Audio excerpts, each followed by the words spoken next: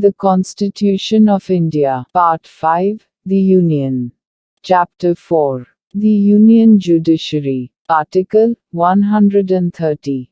Seat of Supreme Court. The Supreme Court shall sit in Delhi, or in such other place, or places, as the Chief Justice of India may, with the approval of the President, from time to time, appoint.